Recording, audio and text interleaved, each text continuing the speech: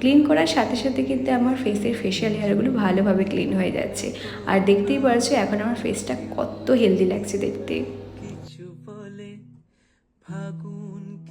এরকম ধরনের facial wax use করার পরে কিন্তু সবসময় আমাদের ফেসে একটা ইরিটেশন ফিল হয়। তার জন্য ওরা একটা পোস্ট ওয়্যাক্স কামিং জেলও দিয়েছে উইথ অ্যালোভেরা এবং ভিটামিন ই। সেটাকে আমি আমার ফেসে খুব ভালো করে এখন ইউজ করে নিচ্ছি। কি এখন আমি পুরোপুরি তৈরি না বাইরে ঘুরতে যাওয়ার জন্যে?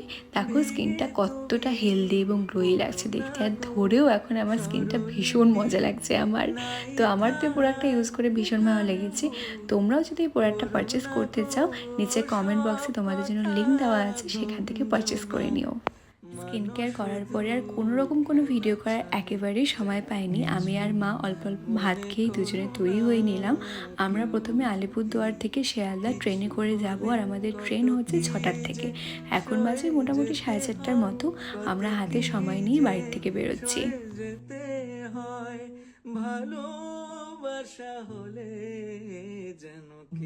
এর আগে কখনোই এত দূরে যাওয়া হয়নি, তো তাই প্রচণ্ড নার্ভাস ফিল হচ্ছে।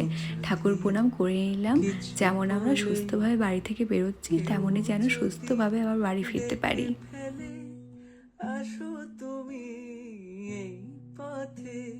নিচে দেখো ঠাম্মা, দাদু, পিসি সবাই মিলে দাঁড়িয়ে আমাদের জন্য অপেক্ষা করছে। বাড়ি থেকে আমি, মা আর আমার এক কাকু কাকির ফ্যামিলি ওরা যাবে, আর ওদিক থেকে দিদিরা যাবে।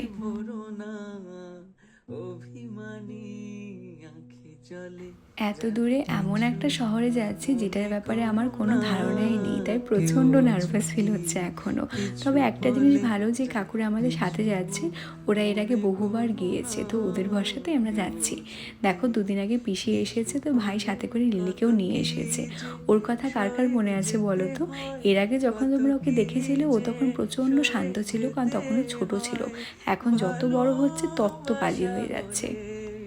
এই তো মনে অনেকটা ভয় নিয়ে দাদু ঠাম্মাকে টাটা বলে দুগ্গা দুগ্গা করে বাড়ি থেকে বেরিয়ে গেলাম।